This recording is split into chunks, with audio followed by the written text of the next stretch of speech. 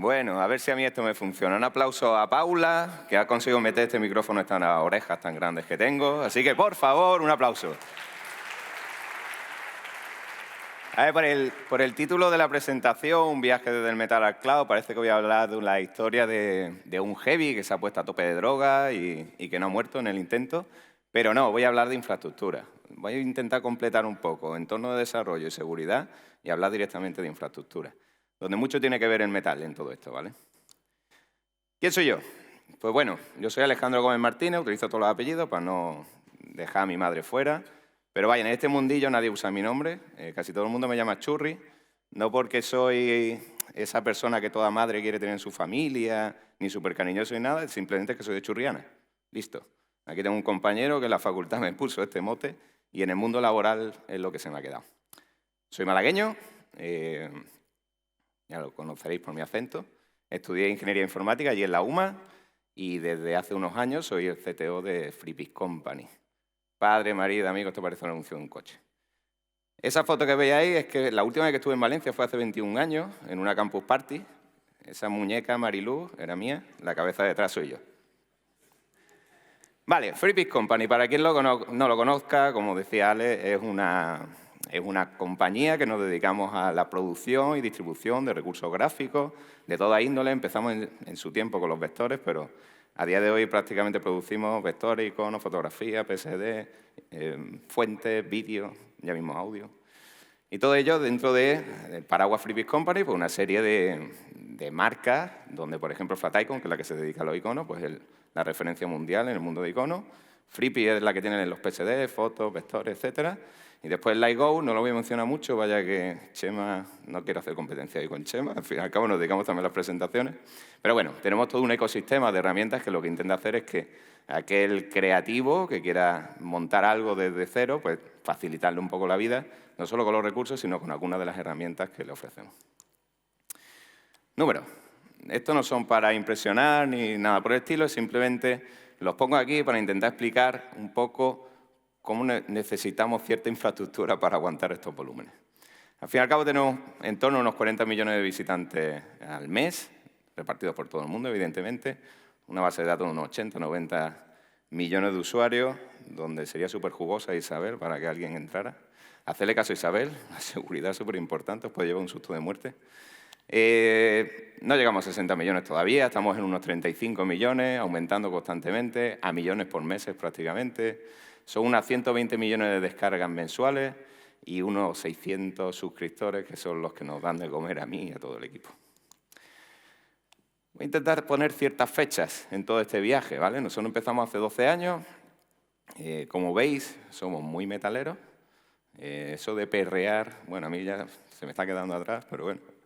Somos muy metaleros, llevábamos casi 10 años en metal cuando decidimos saltar al cloud y voy a intentar ligar la infraestructura con ciertos hitos de la compañía, ¿vale? Para que se intente explicar un poco mejor cómo la necesidad del crecimiento de los proyectos ha hecho que la infraestructura fuera evolucionando.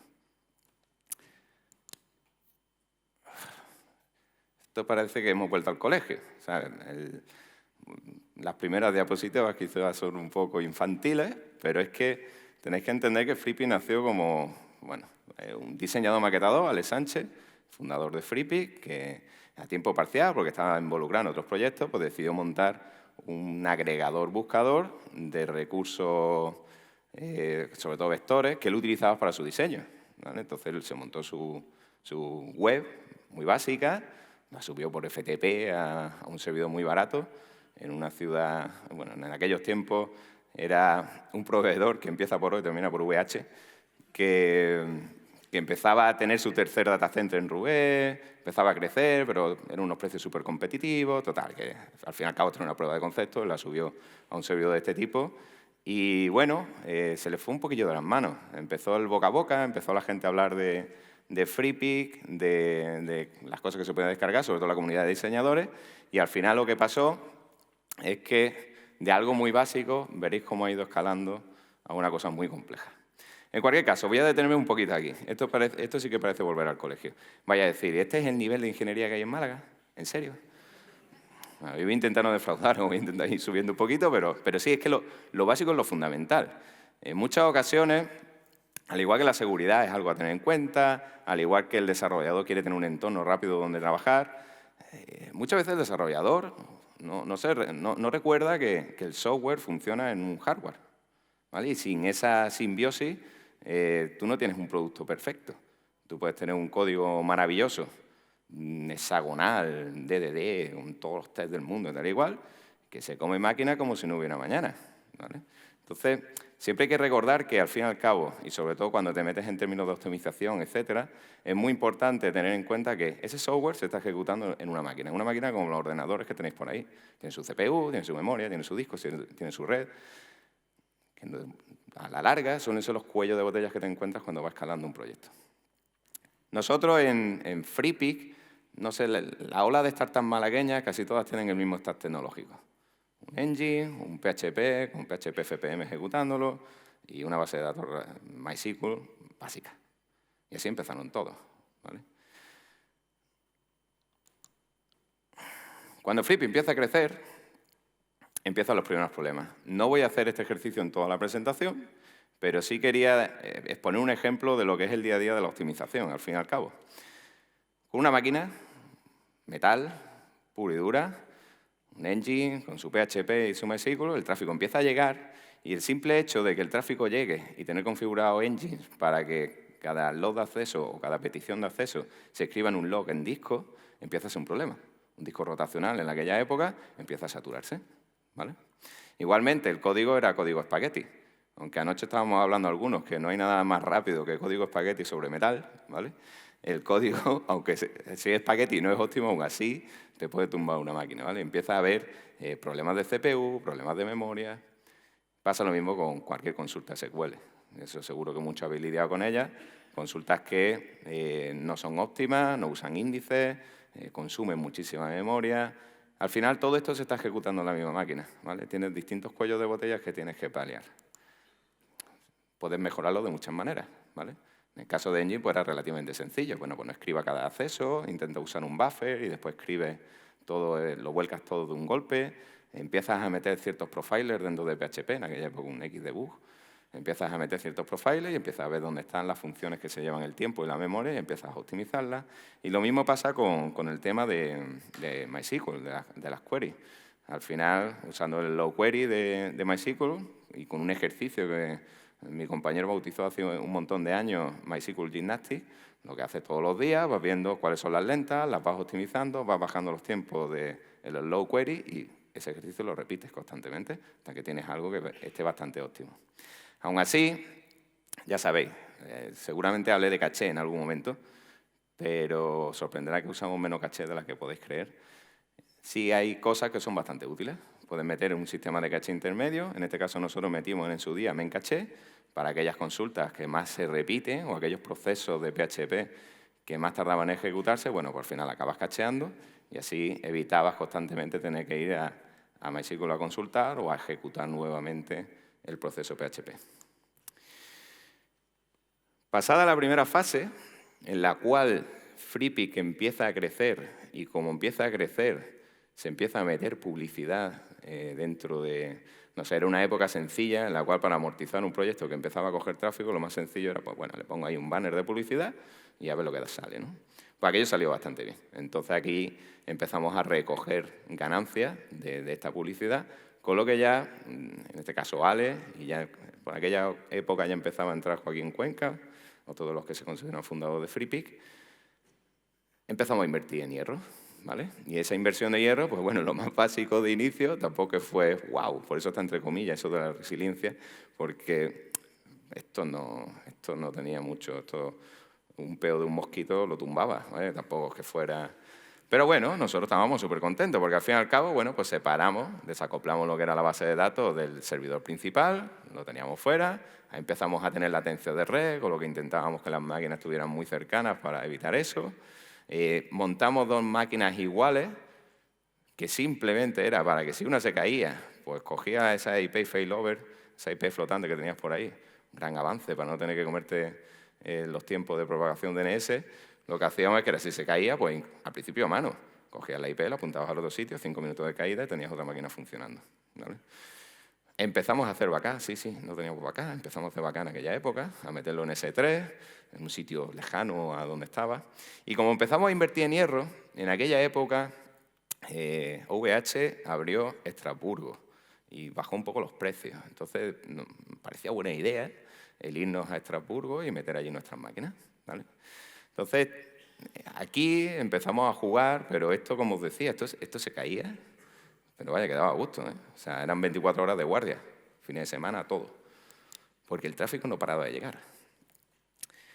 Para seguir avanzando con las optimizaciones, pues lo que hasta entonces era búsqueda dentro de MySQL con full text, ya sabéis, una búsqueda muy básica que daba unos resultados bastante penosos, pues decidimos, y ya que el tráfico seguía llegando, invertir más en hierro y separar un poco el tema de la búsqueda hacia algo que nos permitiera hacer una indexación con idiomas, con algo de lematización, que entendiera un poco más el lenguaje de la gente que estaba buscando. ¿Qué decidimos? Meter Sphinx. Para quien no lo conoce, Sphinx no es más que un indexador que está basado en C. Seguramente lo conocéis poco, porque esto creo que no tiene mucha comunidad. Decidimos meterlo en Sphinx porque, aparte que es C y es bastante más óptimo que lo que podría ser cualquier motor basado en Java, nos permitía que, de cara al desarrollador, no tener que aprender un lenguaje o un ecosistema nuevo, sino que Sphinx está basado en SQL. Las mismas SQL que le estábamos tirando prácticamente a la base de datos servían para hacer las búsquedas dentro de Sphinx, ¿vale? Entonces, en Sphinx teníamos un indexador que leía de la base de datos. De esa base de datos recogía los datos y los indexaba. Eso varias veces al día. Además de eso, las estadísticas nos estaban matando. Porque sí, intentábamos ser data-driven, aunque no entendíamos muy bien el concepto todavía. Pero por aquella época ya intentamos el empezar a utilizar los datos que estábamos recogiendo de los usuarios para procesarlos y enriquecer lo que ofrecíamos a los usuarios con lo que aprendíamos de ellos. Entonces, la misma base de datos maestra, que realmente estaba recibiendo lectura y escritura. La parte del esclavo era simplemente para hacer los backups. Entonces, ese maestro que lo estaba recibiendo todo, además recibía las estadísticas, que por aquello entonces no se nos ocurrió la brillante idea de ¿por qué escribo en maestro de base de datos estadística o no podría escribirlo en otro sitio? Bueno, pues lo hacíamos allí. Y la brillante idea que se nos ocurrió, en vez de usar otras técnicas, bueno, pues lo saco a otra base de datos, donde ahí empiezo a escribir, pero solo datos estadísticos, ¿vale? Lo desacoplo, de forma que si se saturaba la base de datos estadística, bueno, perdíamos estadística, pero el servicio seguía funcionando. Eso empezó a crear un mundo de cron jobs, ¿vale? Eso del ETL tampoco lo teníamos muy claro en aquella época. Empezó a crear un ecosistema de cron jobs donde había datos que se recogían de un sitio, se volcaban a otro, se procesaban, todo en asíncrono, se procesaban y se volvían a mandar a la base de datos maestra ya con los datos que realmente íbamos a utilizar para el usuario. Entonces, motor de búsqueda, nuevos datos estadísticos, súper contentos. Si os fijáis, la parte web, lo del servicio web, sigue igual, ¿vale? El tema de los cron jobs, que procesaban datos, etcétera, etcétera, si os fijáis que está abajo como comentado así, es porque realmente los teníamos que comentar a mano. Si desplegaba y lo dejaba, estabas duplicando cosas porque estaban ejecutando los dos a la vez. Entonces los tenías que tener comentados a mano. Vale, hay otro hito dentro de FreePic. Como estaba contando, nosotros dependíamos de la publicidad y empezamos a crecer y a tener ingresos con la publicidad que casi toda la de Google Ads. Para no depender de algo como eso, porque al fin y al cabo la viabilidad de tu empresa dependía de un tercero, decidimos dos cosas. Por un lado, empezar a producir contenido internamente. Hasta entonces era todo contenido de terceros, acuerdos que llegábamos con terceros. Decidimos entonces crear un equipo de producción interna, diseñadores y diseñadoras, que al final nos permitió como separar un poco lo que era la parte gratuita de algo que empezamos a llamar Premium y que dio lugar a las suscripciones que funcionan a día de hoy. Esas suscripciones eran los ingresos que ya sí que era dependencia nuestra y la verdad es que funcionó bastante bien. Funcionar bastante bien en estos términos significa necesito más máquinas, ¿vale? Tengo más tráfico, más procesos, más cosas que hacer. Entre ellas, y en la parte que aparece abajo, teníamos que tener un sitio donde almacenar el contenido. Hasta el momento el contenido se descargaba de un tercer sitio. Ahora ya empezábamos a tener contenido que era nuestro y que teníamos que nosotros almacenar y servir. Bueno, pues para almacenarlo contratamos un NAS en OVH, seguimos en Estrasburgo, contratamos un NAS en OVH y pusimos un CDN por delante, ¿vale? Sobre todo para lo que son un tipo de archivos zip, que era lo que usábamos en aquella época, con temas PSD y demás, son relativamente pesados, unos 100 megas de media por archivo. Eso hace que, bueno, servirlo directamente desde este caso, los nodos que teníamos de web, era normalmente quedar colgado un montón de procesos para simplemente servir contenido estático. Entonces, para evitar eso, desacoplamos la parte de servir el contenido estático de lo que es el frontal web, introduciendo un CDN, ¿vale? En este caso, Akamai. Y como os digo, como teníamos tráfico por todo el mundo, la web se seguía sirviendo desde un solo sitio, que seguía siendo Francia en este caso, pero todo lo que es contenido estático empezamos a servirlo desde todas las partes del mundo con Akamai, ¿vale? Teníamos latencia, evidentemente, brasileños, indios, que son nuestro público mayoritario, desde donde más tráfico tenemos. Pues bueno, la descarga le iba bastante bien, y a lo que era ver la web, pues todo lo que no fueran las imágenes que se iban cargando, pues bueno, esa latencia contra Europa se la tenían que comer. Pocos cambios más a partir de aquí. O sea, si os fijáis, la estructura, fuimos replicando estos N o nodos, como lo llamábamos, que lo único que eran réplicas unos de otros. Ahí empezamos a repartir los distintos proyectos que fueron creciendo y los teníamos metidos en esas máquinas, pero realmente una máquina por proyecto era la que funcionaba, las otras estaban de respaldo. La base de datos es igual. Ahí sí que empezamos a separar lectura y escritura, con lo que tenía más sentido que empezáramos a meter más esclavos, y esos esclavos pues empezaban a servir ciertas lecturas. Pero no era digamos, una separación limpia, y había muchas lecturas que seguían yendo al maestro. ¿Por qué? Por lo típico. Tú haces un registro de un usuario que quiere que tenga el dato lo más inmediato posible. Si te ibas al maestro y el maestro tenía algo de latencia a la hora de replicar el dato, pues ya parecía que el usuario no se había registrado. Entonces, había lecturas que se siguen llevando a maestro. Sphinx, exactamente igual. Siguió creciendo lo que es el clúster, porque empezamos a meter cada vez más idiomas, necesitamos cada vez más máquinas para albergar esos idiomas, había cada vez más contenido, por tanto los índices de Sphinx cada vez pesaban más, y empezamos a duplicar esos nodos de Sphinx. Y el NAS fue igual que pasaba con los backups de base de datos, AS3. ¿Vale?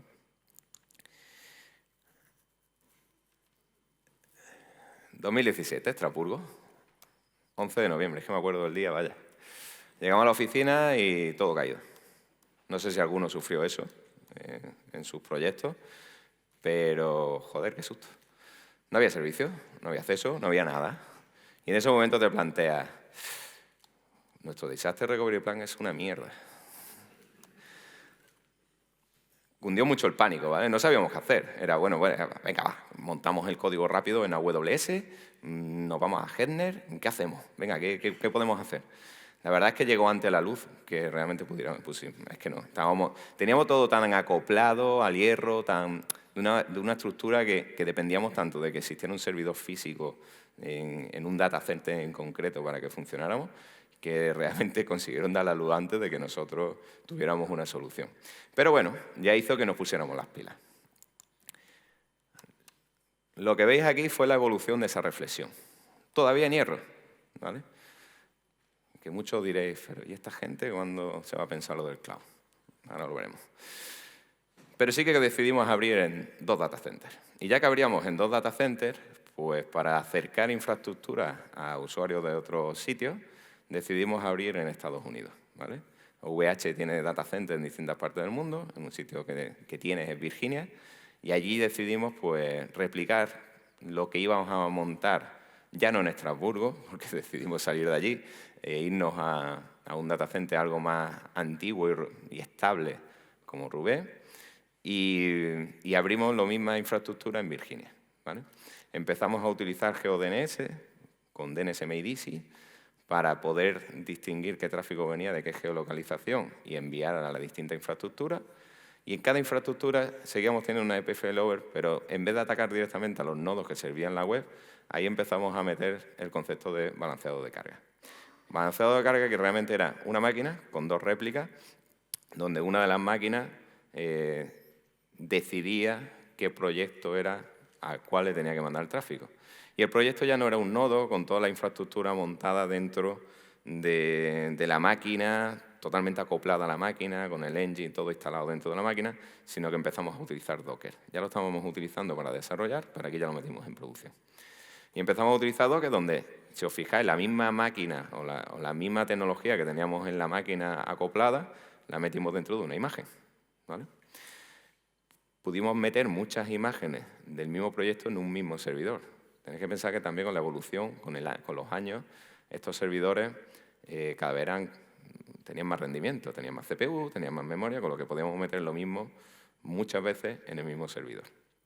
Y así hicimos. Teníamos una serie de máquinas que llamamos DCK, donde dentro había un montón de imágenes Docker de los distintos proyectos. Llegamos creo que a tener unas 12 máquinas de este tipo, donde el balanceador decidía, dentro del pool que tenía configurado de Docker de producción, a dónde le iba a mandar el tráfico, ¿vale? Eso hizo también que nuestro data driven cambiara un poco. Ahora sí que empezamos a construir lo que es un data lake, un data warehouse, etcétera, utilizando Google BigQuery y procesos ETL. Como todo el tráfico pasaba por el load balancer, lo que podíamos hacer era meter un ETL del log de Engie, en este caso, del balanceador, y procesarlo para mandarlo a BigQuery. Y ahí teníamos toda la información de acceso de todos nuestros usuarios, ¿vale? Aparte, bueno, pues seguíamos teniendo algunos procesos que ya fueron migrados, si no recuerdo mal, a Airflow, algunos DAG que computaban cierta información ya proveniente de la base de datos. Vale, pues con estos DCK, aparte de eso, empezamos ya sí que a desacoplar totalmente lo que es la producción de contenido para meterla dentro de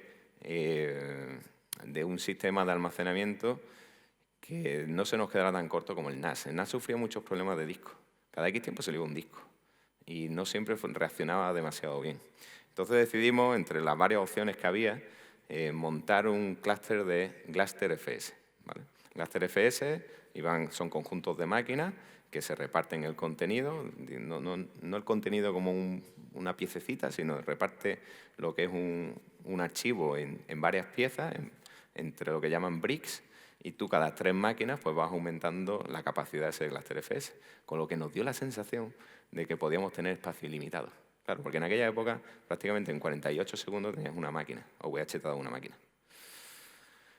GlusterFS era lento en latencia, metimos un sistema de caché delante, basado en Engis también, bastante básico, donde el CDN, pues bueno, iba a ser el sistema de caché basado en Engis, donde había una caché que llamamos de nivel 1, que si no encontraba el resultado se iba a GlusterFS. Bueno, pues esa primera descarga, digamos que era un poco más lenta, pero a partir de ahí pues ya empezaba a trabajar el CDN y ya repartía el tráfico por todo el mundo. Si os fijáis, hay cajas que he colapsado, ¿vale? Bueno, no tenía más espacio dentro de la presentación. Y el cluster de MySQL, la otra cosa que le metimos para dormir un poco más tranquilo, es que como ya teníamos muchos esclavos, pero seguíamos teniendo solo un maestro, metimos el MHA, simplemente la alta disponibilidad o tener alta disponibilidad del maestro de base de datos, donde sí había algún problema con el maestro, MHA actuaba y promocionaba uno de los esclavos a maestro. La máquina maestro se quedaba en mantenimiento, tú la restaurabas, la podías montar como esclavo y añadirla otra vez al clúster. Vale, pues con esto aguantábamos, ¿ok? Ya teníamos algo que parecía que nos podíamos llevar a cloud, pero estábamos aguantando. Pero Virginia empezó dando muchos problemas. Latencia, máquinas que no llegaban, las máquinas empezaban a retrasar, ya no solo en Virginia, también en la parte europea. Ya empezamos a hablar de semanas. Cuando querías pedir una máquina ya empezamos a tardar mucho tiempo en poder hacer que escalara la infraestructura. También entró un fondo de inversión, las cosas como son, ¿sabes? Que te mete dinero y eso hace que, oye, pues mira, podemos gastarnos algo más y total, que decidimos saltar al cloud, ¿vale? Y en el cloud ya pues se nos fue un poco más la pinza. Estamos en Google Cloud, ¿vale? Somos de esos rebeldes que no estamos en AWS. ¿Por qué? Bueno, pues no lo sé. Primero porque teníamos mucha tecnología de Google ya en funcionamiento. No solo BigQuery, sino Vision, Translate, etc. Eran APIs que utilizábamos de Google. Y Joaquín es un ex-Google, ¿vale? Eso a lo mejor también tiene mucho peso. Entonces nos gustaba mucho la tecnología de Google. Sí es cierto que hay en cosas que a lo mejor no están tan maduros como en otros cloud, pero bueno, creo que llegamos a un buen acuerdo con ellos porque diréis, jolín, ¿por qué no habéis saltado antes? Porque aquí estamos hablando ya de finales de 2020, inicio de la migración 2021. Bueno, para mí Internet, sobre todo en proyectos de este tipo, al final lo que es a niveles de coste, se resume en dos cosas: ancho de banda y almacenamiento. ¿Vale? Un ancho de banda, en nuestro caso, de 2 petabytes, no es gratis en cloud. Sin embargo, en VH, pues sí era gratis. ¿Vale? Aparte de pagar el CDN, que tiene su coste, evidentemente, pero todo lo que es el migres y el tráfico que salía de VH, que hasta ahora, como os he ido contando, o a lo mejor no lo he contado, pero nosotros no teníamos el HTML pasado por CDN, el HTML sale de las máquinas que teníamos contratadas. Todo ese tráfico metido en la calculadora de cualquier cloud, multiplicar por mucho el coste de infraestructura. ¿Vale? Aparte de eso está el storage. Nosotros seguimos creciendo, no sé si vamos por 600 terabytes de contenido y creciendo, y creciendo, y creciendo. Lo de GlusterFS está funcionando bien, pero llegamos a tener como 30 máquinas en GlusterFS. Mantén 30 máquinas. ¿Vale? Hace poco uno de nuestros SRE, vaya, el tech lead de SRE, decía, viendo la factura de storage en Google Cloud a día de hoy, jolín, esto deberíamos devolverlo al metal, ¿sabes? Deberíamos volverlo a VH. A los 10 segundos ya estaba cambiando. ¿Qué va, qué va? Yo vivo muy bien ahora. Esto no lo quiero. Vale, tiene un coste muy elevado. Ahora veremos pros y contras en cualquier caso. Pero por explicaros un poco la infraestructura que veis aquí. No es que cambie demasiado, ¿vale? Realmente empezamos a utilizar ya el balanceado de Google, eso del GeoDNet. Vale, esto ya Google lo gestiona, él sabe dónde viene su tráfico y él te lo mete en su red, sabiendo en qué infraestructura, según las partes del mundo que tú tengas levantadas, pues a dónde tiene que ir el tráfico. Estamos a día de hoy en 3 localizaciones: Estados Unidos, Europa, y por fin conseguimos abrir en Asia, cosa que con VH no hubiésemos podido hacer. Conseguimos meter un WAF delante, que hasta entonces no teníamos, ¿vale? La seguridad nos llegó con sustos.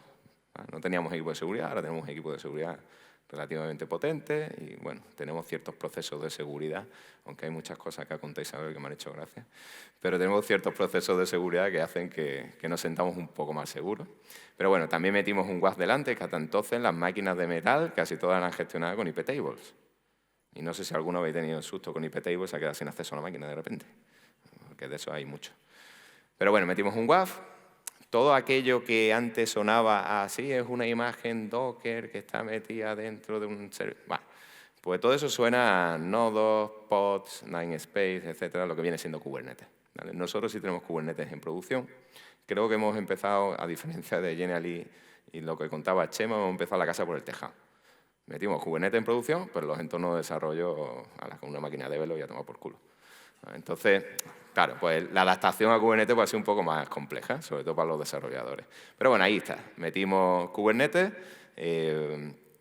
funciona muy bien en producción también, ánimo Chema. Estamos súper tranquilos. Yo era una persona del spaghetti western, ¿vale? De estos que se meten en SSH en producción o tocaba el código allí. Aquí me tuvieron que dar un curso porque no tenía ni idea de K9, ni... Vale, esto para mí era una aventura, pero al final se aprende. Pero cuesta. Empezamos a delegar servicios, todo esto lo que era Memcache, Redis, la parte de login, un susto con el login, ¿eh? De escribir en disco un log baratito, ahora te cobran cualquier línea de cloud login en Google, que de repente dice 30.000 pavos en login, ¿qué dices? ¿Esto cómo puede ser? El storage dejó de ser una preocupación, porque ahora sí que tienes esa sensación de storage limitada. ¿Cuánta capacidad quieres? ¿Cuánto dinero tienes? Eso que te pregunta Google, y ahí la tienes, ¿vale? Para ti. Entonces, todo este tipo de cosas hacen que dormimos mucho mejor, ¿vale? Dormimos mucho mejor, por lo menos yo como CTO, pues siempre tengo esa intranquilidad de ver por dónde me dan, pero ahora estoy bastante más tranquilo. Seguimos usando MySQL, que fue un gran reto dentro de lo que es Google Cloud. Porque Google Cloud, ahora veremos los pros y contras, pero casi todos los discos los tiene virtualizados, en red, etc. Entonces tienen una latencia bastante alta y nosotros con la cantidad de consultas a MySQL pues lo saturábamos, ¿vale? Entonces, una base de datos de 2 terabytes que no se la recomiendo a nadie, ¿vale? Si las bases de datos empiezan a dispararse, separarlas antes de que sea tarde. El tema es que nos costó un poco de adaptar. De hecho, estuvimos a pique de decir este proyecto no es viable en Google Cloud. Pero lo conseguimos. Y a día de hoy estamos muy contentos y mejorando toda esta parte, ¿vale? Esto es continuo. Os ponía ejemplos estúpidos al principio de un log escribiendo a disco, qué tal, pero es el ejercicio diario. Esto hay que optimizarlo diariamente. Tú tienes los pods de Kubernetes en base de datos, o sea, en una máquina, que al final sigue siendo una máquina física, donde de una manera u otra tienes que intentar que sean lo más óptimos posible para que cuanto más pods te quepan en la misma máquina, pues menos máquinas pagas al fin y al cabo. Así que esto es un ejercicio constante, al menos si os importa el dinero. 2021, en medio de la migración, pasó esto. No sé si a alguno tocó o no os tocó, ¿vale? Pero en aquellos momentos respiramos, pero súper... Vaya, fue como, joder, los planes funcionan, ¿vale? Esto de prevenir antes que curar tiene algo de razón. Aquello echó a arder, ¿eh? Y yo no sé cuánta gente lo sufrió, pero la noticia fue sonada. De hecho, el problema no solo es que ardiera Estrasburgo, sino que el resto de data centers de la compañía empezaron a estar saturados de gente que llegaba de Estrasburgo disparada, ¿no? Pero bueno, nos libramos de esta. Pros y contras del metal, y voy acabando porque ya el resto del tiempo apremia. El metal tiene el ancho de banda, por lo menos en VH, que era gratis. En Google Cloud te lo cobran bastante bien. Las máquinas son tuyas, puedes optimizarlas mucho, ¿vale? Ahora ya no tanto. Todos son servicios, ya no tienes mano para meterle. El hardware nuevamente a metal llega antes que, o las novedades de hardware llegan antes que a cloud. O sea, los discos NVMe en VH llegaron como 4 o 5 años de lo que Google Cloud los introdujo. Pero tiene sus contras, evidentemente. No siempre hay hierro, ¿vale? Les cuesta más trabajo meter hierro. Es tuyo, tú te lo guisas, tú te lo comes, los problemas son tuyos, no esperes soporte, porque sí, puedes contratarlo, pero realmente no existe. Yo creo que en 10 años no han resuelto 3 o 4 casos, no más. Al final aprenden muchísimo, pero es tuyo. Tú te lo guisas, tú te lo comes, más económico, pero bueno, sus contras. Cloud. Lo que antes tardaba meses en desarrollar o meses en mover, ahora en horas lo estamos cambiando. Muy fácil. Todo te lo hace muy fácil, o muchas cosas te lo hacen muy fácil. Te da más garantías, tienes más soporte y una cantidad de herramientas que no paran de crecer, que todos los días como, venga, voy a probarlo. A veces tienes que, tranquilo, take it easy. Eso sí, coste. Hay que preparar billeteras, ¿vale? No es lo mismo que el metal. Mucha virtualización. Hay muchas cosas que caja negra, es magia. ¿Cómo funciona? Uf, esto funciona, ya está. Y tienes que estudiar mucho, ¿vale? Cada cloud tiene su nomenclatura, al final son todos más o menos iguales, ¿vale? Pero tienen su nomenclatura, cómo se llaman sus herramientas, dónde están, cómo las puedes gestionar, cómo es la consola, cómo tal. Al final tienes que estudiar mucho, ¿vale? Esta gente invierte mucho en sus certificaciones y demás, porque es que te las tienes que sacar. Es que si no, no terminas de controlar esto. Pero bueno, por concluir. Cuando terminamos la migración a Google Cloud, montamos una fiesta. Esta gente de aquí, que es parte del equipo de FreePix Company, parte del equipo técnico de FreePix Company y alguno de Google que se coló por ahí, son los que realmente hacen que esto sea realidad. Yo soy el payasete este que está ahí con la cerveza, que al final viene aquí a contároslo, pero ellos son los que tienen realmente el mérito de todo esto. Así que sin más, acabo con ellos. Muchas gracias y cualquier pregunta, pues supongo que ahora viene el cubo.